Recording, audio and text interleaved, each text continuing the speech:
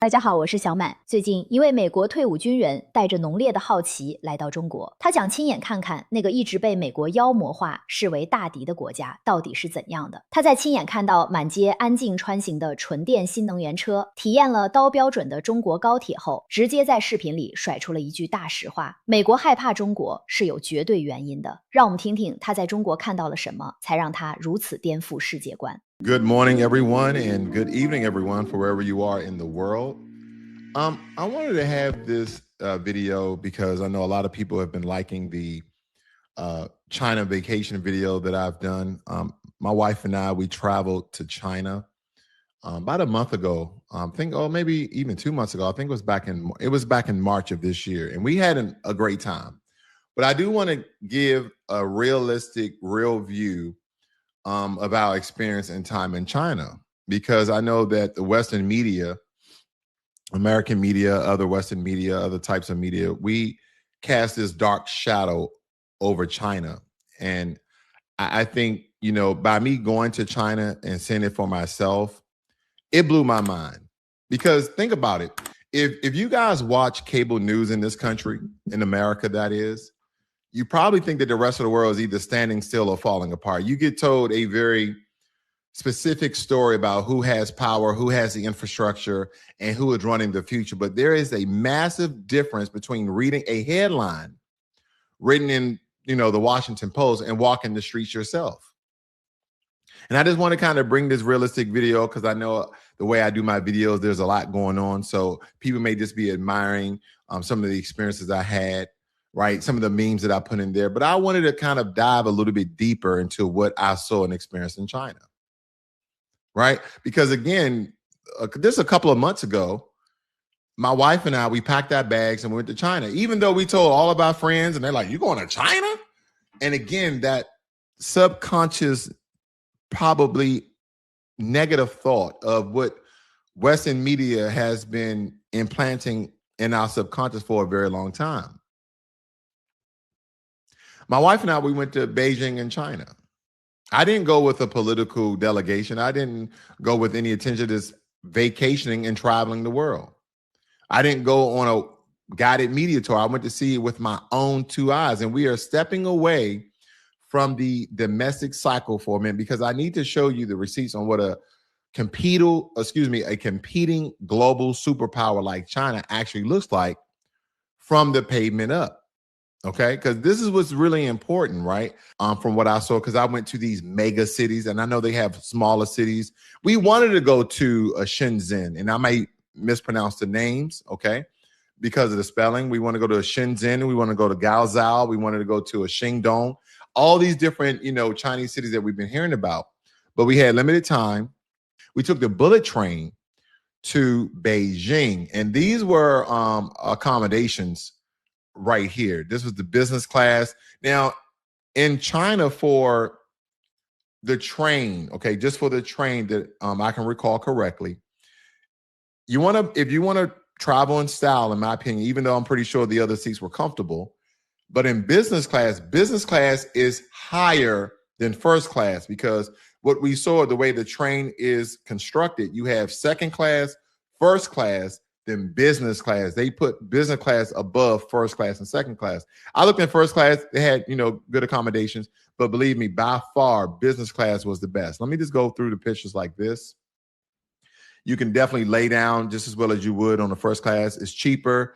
It takes a little bit longer. The flight from Shanghai to Beijing would have took us 2 hours and a half, where the bullet train was 4 hours. But the scenery, okay, the comfortability, the amount of tentiousness of the attendants there, it was bar none. Let me tell you, we had an awesome time. Would I go back to China? I know a lot of people may be thinking about that. A lot of people may be thinking about, would I go back to China? Absolutely.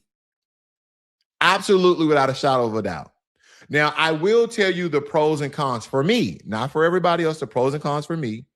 But I'm going to go through some of these pictures because, again, I don't know if people, I know I did a lot of flashing when it comes to my vacation videos. But this right here was a meal that I received in business class. And let me tell you, when I tell you this, right, I know it looks for a Western mind, like, what's that stuff with the red sauce and the corn has some sort of white sauce and whatever you're thinking. Let me just tell you, I ate this entire thing.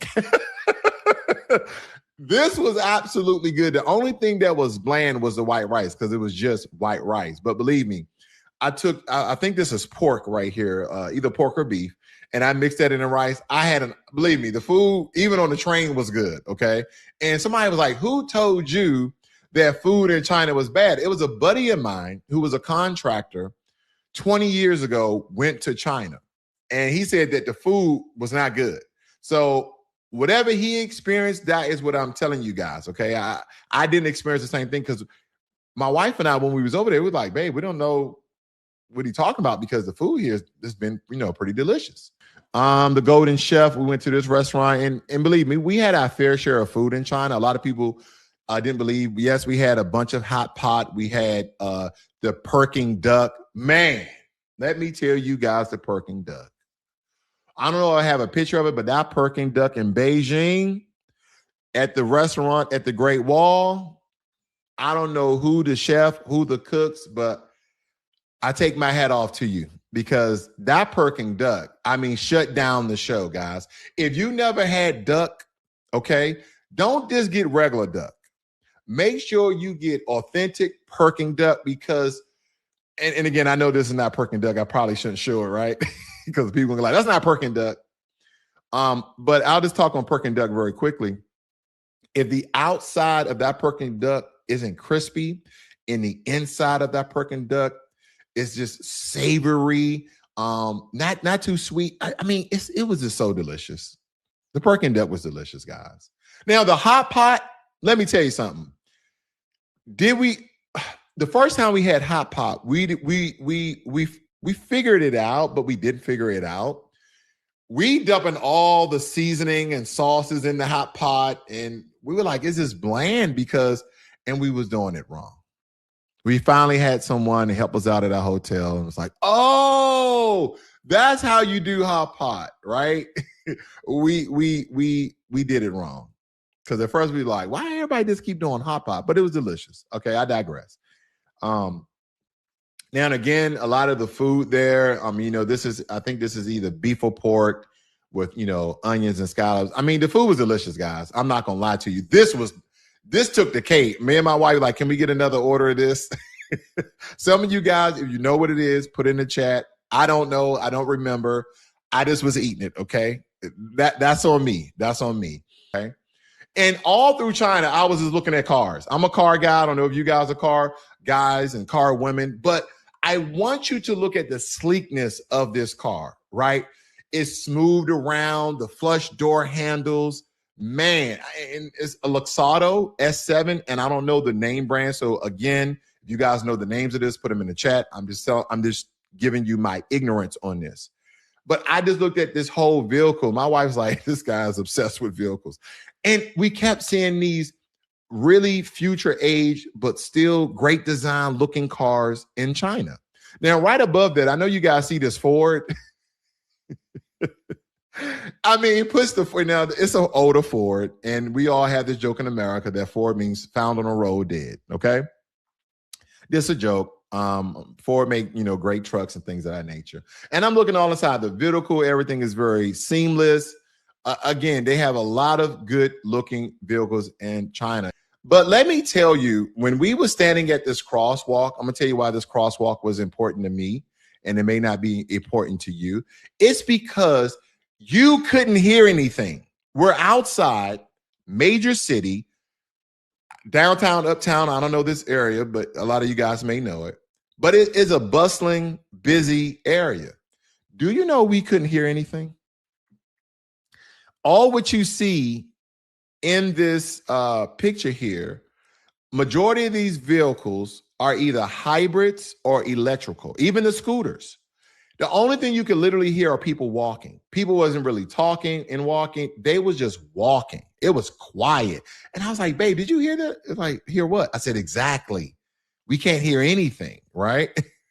You're like, man, why are you so excited over all these Asian brands? What about American brands? You know why?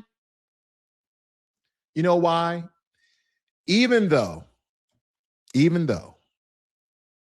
cars, America. We used to be big on them. We had all these American car dealers, Chevy and, Ford, GM, Dodge. We had all these American car makers, ladies and gentlemen. But guess what America has done? Because of greed, they sold them. Can anyone name the only two American car makers left? It's not Chrysler. Oh, no. Chrysler, I believe, they fall under the Fiat brand, and then the Fiat falls under the Stellantis brand. And I could be wrong, but Chrysler is no longer American. So Dodge is no longer American, right? All these ones under the guise of the American name you think is America. There's only two American car makers now, other than EVs. You have Ford and GM. That's it. Ford and GM. All those other ones you think is American muscle and American, nah. They probably owned by a Hispanic or Asian company, or Western, Eastern European, Western European country. It's only two left. The new car makers that are American, they're electric. Tesla, Rivian, right? Scout. The Scout is coming out. Lucid, right? And a lot of these people who come over here and started these electric vehicle car companies, some of them are from other countries, right? But nevertheless, if I were to buy another vehicle, and that's why they won't allow Chinese vehicles in America, it's because of that. Let me tell you, when we were told the name of some of these technological advanced cars, drive themselves, open the door, close the door with your voice, all this, great stuff. They was like, oh, well, how much is that fully loaded? Let me do the, calculations and translations. $50,000 American dollars. I said, oh my God. They will kill America. China will kill America when it comes to cars. And then, someone had the audacity. Someone in the comment section had the audacity to ask me, did I see any homeless people in China? I did not. Some people are like, you need to go to some small towns. But I think the comment regarding the small town had to do with that the infrastructure was still good and that the food was good or something like that. But it was almost like when someone said, do you see any homeless? Listen. When I travel, I don't go. The only place that I traveled to that I went into what I called the slums or the low impoverished areas was Brazil. When I went to Rio de Janeiro, Copacabana area of Brazil, we went to a favela, which is in America, we call it, the hood, the ghetto, or the trailer park, whatever demographic you represent, or the hills, right? Because it was a tour, right? We were just curious. It was a tour. We didn't go off the beaten path and they're like, let's go to a favela. You probably wouldn't be seen again. But anyway, 9 times out of 10, when I go to a country, I'm not trying to visit your impoverished areas. Why? I mean, America has its impoverished areas. Why? I don't want to go there, okay? Unless I'm helping people. Now, if I go, I'm helping people. I'm not go to exploit anything. That's so silly. So, you see any homeless people? No. And I don't want to see any homeless people because I hope that nobody's homeless. I digress. I can go off on a tangent. I'm sorry. People just ask some of the silliest questions. What's interesting about this picture other than the infrastructure, right? Because as I was telling you, in Beijing, they will stare at us. They wanted to take pictures with us. And I saw white people. I saw white people in Beijing. I saw white people in Shanghai. From my experience, when those Chinese people were around, white people, they just was walking past them like they were nothing. But when they saw my wife and I, by the way, we were the only Black people at the Forbidden City, at the Temple of Heaven, at another area that we saw, okay? but they wanted to take pictures with us. They would look at us kind of like, with curiosity, with being intrigued. And I just like, there's not a lot of Black people in China. Don't get me wrong. There's a lot of Africans. I won't say a lot. You'll see an African here and there, right? But they was really intrigued and took pictures. We don't know why. I thought it was funny. I'm not gonna lie. I said, babe, I want you to picture this. You go to a country, right?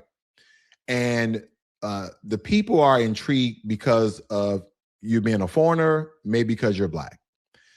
And then they want to take a picture with you, a random picture of a stranger, right? And the only thing I can boil it down to is there's not a lot of Black foreign American tourists in China. Not to say that they knew that I was American versus being from Africa. No, but that's just my take on it. That's my honest take on it. And I'm thinking here, they're going to take a picture of me, my wife. They're in the picture with us. Have a friend take it. And then they're going to show their friends maybe. And this is just a joke, okay? This is just a joke. So don't take offense to it. So this Chinese person is usually a young person. They was usually 25 to 15 from what I can tell.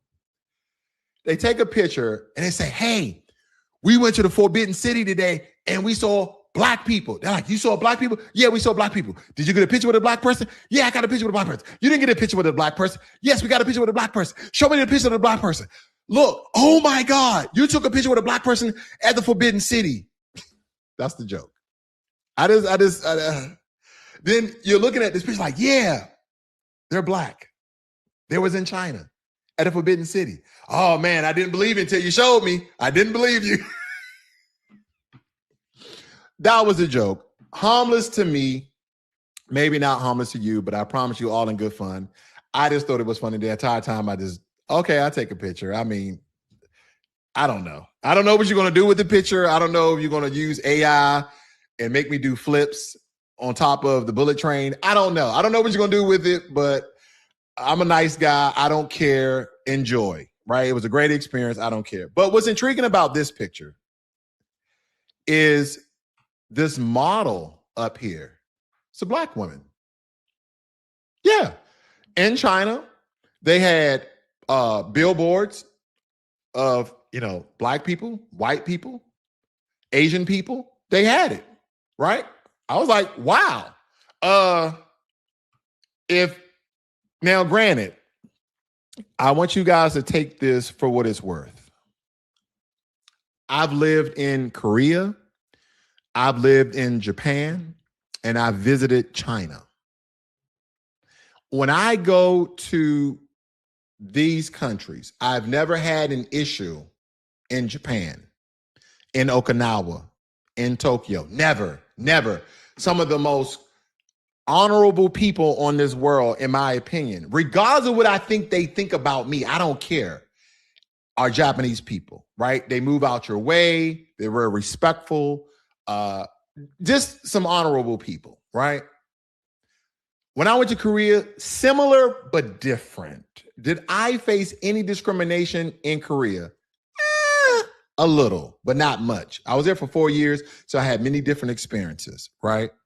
After a while, I felt like I just was part of Korea because you there so long, you started to understand the culture, you start speaking a couple of words, right? You just kind of pick up some things. But I don't have anything totally negative to say about Korea, but I did face a little bit of discrimination here and there, right? In China, zero. I didn't. I mean, if I was being discriminated upon, I must have been blind to it. And I'm not just talking about my race. I'm talking about my nationality, being an American. I didn't feel it. I didn't see it.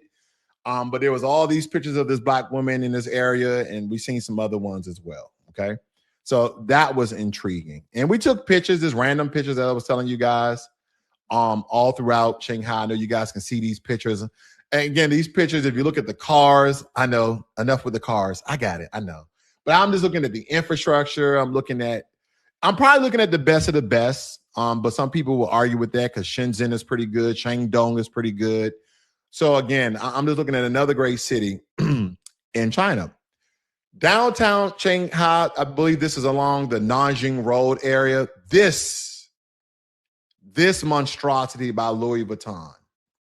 So if you look at this picture, it's a ship, but it's also shaped and looked like a purse. Look at the top. It looks like a purse almost, but they still had it shaped like a ship. You see these, like a fastener right here that you would on a purse, and you see the portholes like on a boat. They did a really good job building this. Like, I was just blown away by it. Okay. Here's the anchor with the Louis Vuitton symbol. There was, freelancers out there trying to take pictures, glamorizing pictures. Let's see what else. Euphoria, Shanghai, Wuzhang Road. This was an Apple store. Look at this Apple store. I never seen nothing like it. I'm just saying, why? Why do they build this, right? I'm thinking they could have had concerts here. They probably do. They probably have exhibits and prototypes out here. They probably do. Again, right there in Shanghai, I was just wowed the entire time. If you want to catch the subway, there it is, right? In English, they have an app for it, or you can just, read it because it was very easy. What else do we have here? Now, I forgot the name of this garden. Lord have mercy. I'm sorry, guys. I forgot the name of this garden. It's another tourist attraction. The garden was beautiful. Dragons. Yeah, it's so much symbolism in Chinese culture. You just have to study it to understand it, right? Even these rocks mean something with the holes in it. I forgot what it meant, what it was used for. A tall tale of water degradation. I don't know. It was so much. This picture here, this was done by hand, ladies and gentlemen. And I know if you've been traveling, you've seen this again, but again, putting this all into context, putting this all together, what a wonderful, wonderful, place to be. The garden. Here's one of those vehicles I was talking about that a lot of people are like, oh no, that's a big car company. They do really well. Okay, there it is. Would I drive that? Is that my type of vehicle? I would give it to my son. It looks kind of kiddie, but it still looks sleek. I love the 3-ring dots there. And yeah, we went to what was this called? The not the Shanghai Temple, or the tower. The Tower of Shanghai. I forgot. You guys know what this called, right? We was up on a 119th floor. And unfortunately, during the time that we went, it was foggy. Okay. Viewing the world from the top of Shanghai, the Chinese people, the Korean people, the Japanese, well, no. You don't really find too many Japanese in America. But Korean and Chinese, you will run into Korean and Chinese people in America. I don't know you people. When I go to Korea, I virtually don't have any issues or problems of people being discriminatory or racist. When I went to China, no one was discriminatory racist. But when I look at Chinese people and Korean people that are here in America that have set up shop in the Black neighborhood, whatever the white racist man, not all white people, I'm not stating that. I want to make sure I'm clear. The white racist people have told you about Black people, they are wrong. Number one. Number two, don't get me wrong. I know you guys have experienced people who came inside your stores and stole a couple of items. I want you to understand the places where you put your shops at in the Black community, that is not the best of the Black community. You have your shops and stores in very impoverished areas that people are struggling to survive. And some of those people, they're going to do the wrong thing. They're going to take things that don't belong to them. They're going to steal. But by no fathom and chance of the word, you should ever judge Black people over a small, minute number, right? Oh, there was 10 Black people that stole from my shop in the past 2 years. There's over 45 million foundational Black Americans in this country. I would never judge a billion Chinese people by 100 Chinese people. I would never judge a 1,000 Korean people the 50 or 100 million people that, that Koreans have, whatever the population of Korea. I will never do that. I will never judge you guys by a small sample size.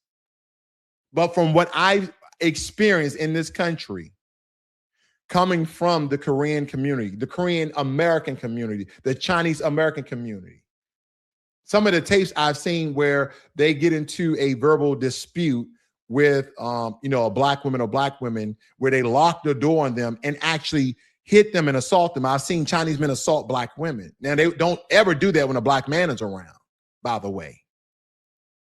So I don't know these Americanized Chinese people. I don't know you guys. I don't know the Americanized Korean people. I don't know you guys. Because when you're in your country, you guys are different. You guys are nicer. Did you know we were this close from canceling our trip from China? We were this close. We were very close. Why? We got discouraged, not by people. People don't discourage us. We're going to do what we want to do. We got discouraged from traveling to China because of American politics. Because I said, babe, you think it's a good time to travel to China right now?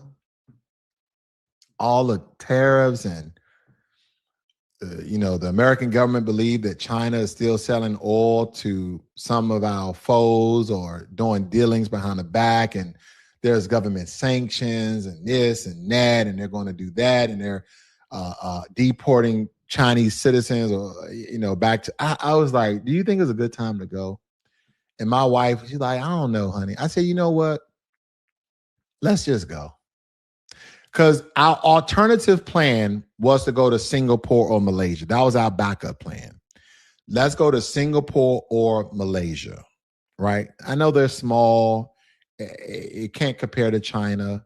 And believe me when I tell you, we made the best decision in our lives. 看完这段正片，博主那句"美国害怕中国车"是有原因的，可以说是整段视频最辛辣、最深刻的切入点。当华盛顿的政客们还在办公室里拼命炮制产能过剩的意识形态口号时，一个普通的美国车迷走在中国街头，用最朴素的市场直觉就得出了结论：中国汽车在技术和性价比上正在对西方传统工业进行无情的降维打击。我的判断是，美国对华筑起高达100%的关税围墙，本质上根本不是什么国家安全，而是其自身产业空心化与技术焦虑的防御性痉挛。博主在视频里感慨，曾经代表美国工业肌肉的克莱斯勒、道奇等品牌早就被围猎倒闭或卖给了外资，如今美国传统造车底牌只剩福特和通用。当老底子快被掏空时，面对中国5万美元就能买到顶配智能车的恐怖外溢效应，华盛顿除了动用政治手段封杀，已经无牌可打。视频最后别忘了订阅小满的频道哦。